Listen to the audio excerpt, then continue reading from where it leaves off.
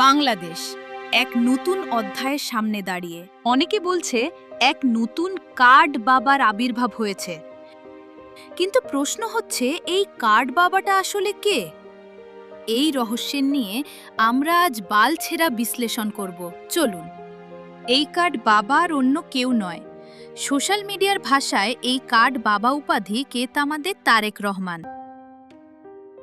মায়েদের কাছে আমরা যেরকম ফ্যামিলি কার্ড পৌঁছে দিচ্ছি, সেরকম আরেকটি কার্ড দিতে চাই, সেটি হবে এলপিজি কার্ড, এলপিজি গ্যাস। প্রিয় ভাই বোনেরা, আমরা বলেছিলাম যে বিএনপি সরকার গঠন করলে কৃষক ভাইদের জন্য আমরা কৃষি কার্ড দিব।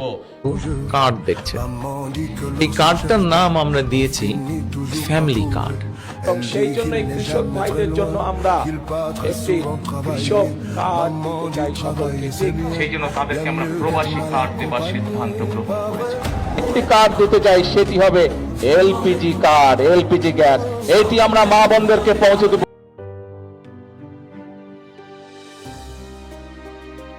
চলুন আমরা এই কার্ড বাবার কিছু কার্ডের নাম জেনে নেই। ফ্যামিলি কার্ড, কৃষি card, LPG card, health card, বিদ্যুৎ কার্ড।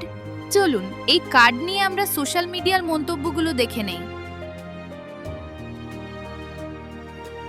এনসিপি নেতা নাসিরউদ্দিন পাটোয়ারি লিখেছেন, আর কয়টা কার্ড দিলে আমরা সবাই কার্ড খেলতে পারবো, যদি পারেন দিয়েন। এদিকে এই গুপ্ত কার্ড বাবার খবর শুনে হাসি তামাশায় মেতেছেন নেটিজেনরা।